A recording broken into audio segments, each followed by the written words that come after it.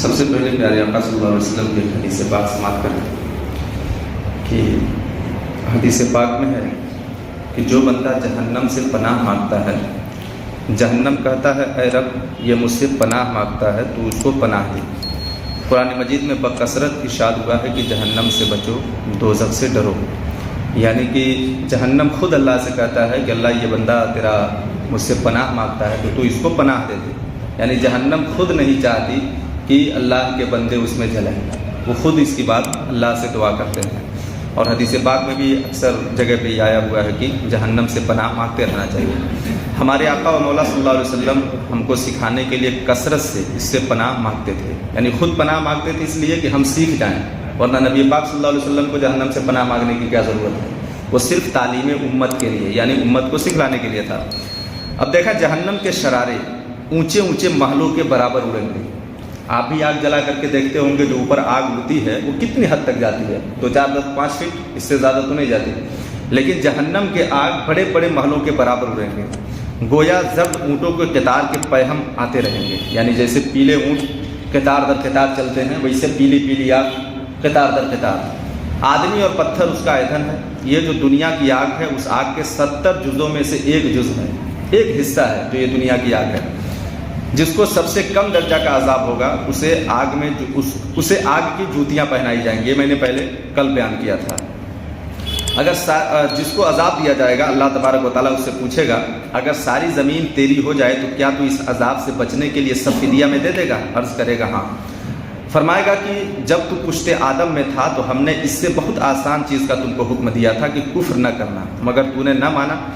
جہنم کی ہاں، یعنی اللہ تبارک و تعالیٰ جہنمی سے پوچھے گا کہ جو تمہیں سزا ہو رہی ہے اس سزا کے بدلے میں اگر میں پوری دنیا تم کو دے دوں تو کیا تم اس سے بچنے کے لیے پوری دنیا کو فدیہ میں دے دو گے؟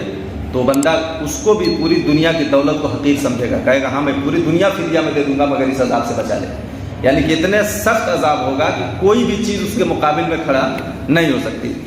جہنم کی آگ 1000 برس تک دھکائی گئی، یہاں تک کہ سرخ ہو گئی، 1000 سال جلائی گئی تو لال ہوئی، پھر 1000 برس اور یہاں تک کہ وہ سفید ہو گئی، پھر 1000 سال جلائی گئی تو وہ آگ سفید ہو گئی، پھر 1000 برس اور جلائی گئی تو وہ آگ کالی ہو گئی، یعنی 3000 سال مسلسل اس آگ کو جلا کے اللہ تبارک و تعالیٰ نے تیار کیا ہے۔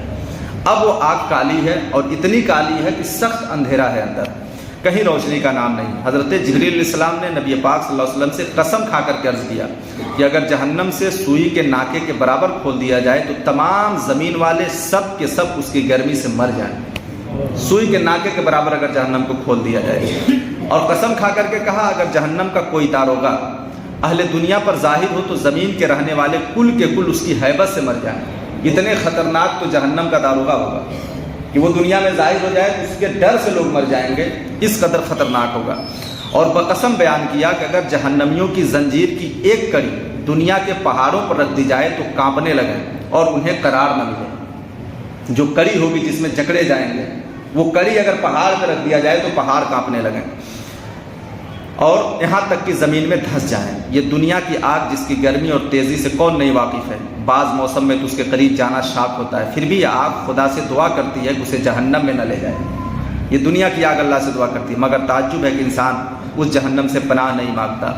دوزخ کی گہرائی کو خدا ہی جانے کتنی گہری ہے۔ حدیث پاک میں ہے کہ اگر پتھر کی چٹان جہنم کے کنارے سے اس میں پھینکی جائے تو 70 برس میں بھی تہ تک نہ پہنچے، اتنی گہری جہنم ہے۔ ایک چٹان پورا اس میں ڈالا جائے تو 70 برس لگ جائے اس کے نیچے نہ پہنچے۔ اگر انسان کے سر برابر سیسا کا گولا آسمان سے زمین کو پھینکا جائے تو رات آنے تک پہلے زمین تک وہ سیسا پہنچ جاتا ہے۔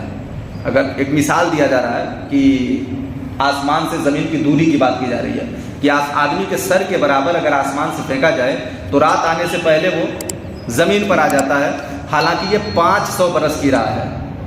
آسمان سے زمین کی دوری 500 برس کی ہے، تو ایک دن میں وہ سر کے برابر پتھر ہی پکڑ لیجئے پھینکا جائے تو وہ ایک رات کے آنے سے پہلے وہ زمین پر آ جاتا ہے۔ اور جہنم میں ایک پورا چٹان ڈالا جا رہا ہے تو 70 برس میں اس کے تہ کو نہیں پہنچ رہا ہے۔ آپ دیکھیں کتنا گہرا ہے، اللہ ہی جانے وہ کتنا گہرا ہے۔ پھر اس میں مختلف طبقات اور وادی ہیں اور کنویں ہیں۔ بعض وادی ایسی ہیں جہنم میں کہ جہنم بھی ہر روز 70 مرتبہ یا زیادہ ان سے پناہ مانگتا ہے، جہنم ہی میں کچھ وادیاں ایسی ہیں اتنی خطرناک کہ جہنم کی دوسری وادی اس خطرناک وادی سے روزانہ 70 بار پناہ مانگتی ہے. اتنی خطرناک وادی ہے. یہ خود اس کے مکان کی حالت ہے. اگر اس میں اور کچھ عذاب نہ ہوتا تو یہی کیا کم تھا، مگر کفار کی سرزنش کے لیے اور طرح طرح کے عذاب مہیا کیے. لوہے کے ایسے بھاری گرزوں سے فرشتے ماریں گے کہ اگر کوئی گرز زمین پر رکھ دیا جائے تو تمام جن و انس جمع ہو کر اس کو اٹھا نہیں پائیں گے. جس گرز سے فرشتے ماریں گے جہنمیوں کو، وہ گرز زمین پر رکھ دیا جائے تو تمام انسان مل کے، جنات مل کے اٹھا نہیں پائیں گے. اتنا بھاری تو گرز ہوگا جس سے کافروں کی پٹائی جہنم میں ہونی ہے.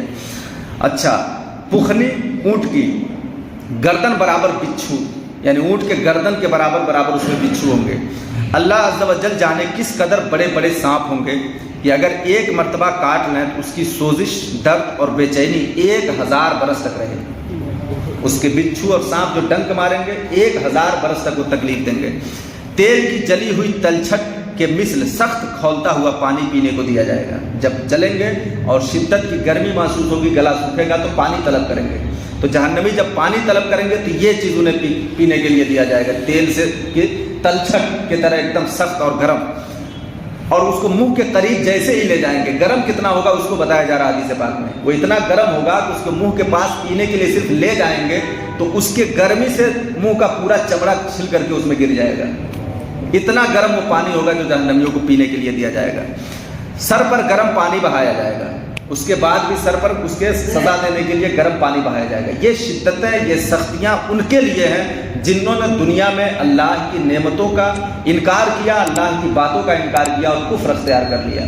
تو کفر اختیار کرنے والے کفار کے لیے سخت سخت سزائیں جو آج دنیا میں اللہ کے پیارے حبیب صلی اللہ علیہ وسلم بتلا گئے، اس لیے کہ اتمام حجت ہو جائے، لوگوں کو واضح ہو جائے کہ وہ غلطیاں کریں گے اس طرح کی تو کون سی سزا انہیں ملنی ہے، تاکہ ہم اور آپ اور سب اللہ کے خوف سے جہنم کی ہمیشہ پناہ مانگیں اور ایسا کام اور ایسی حرکتیں نہ کریں جو ہمیں جہنم میں جانے کا سبب بنے. اللہ تعالی ہم سب کو جہنم سے محفوظ فرمائے.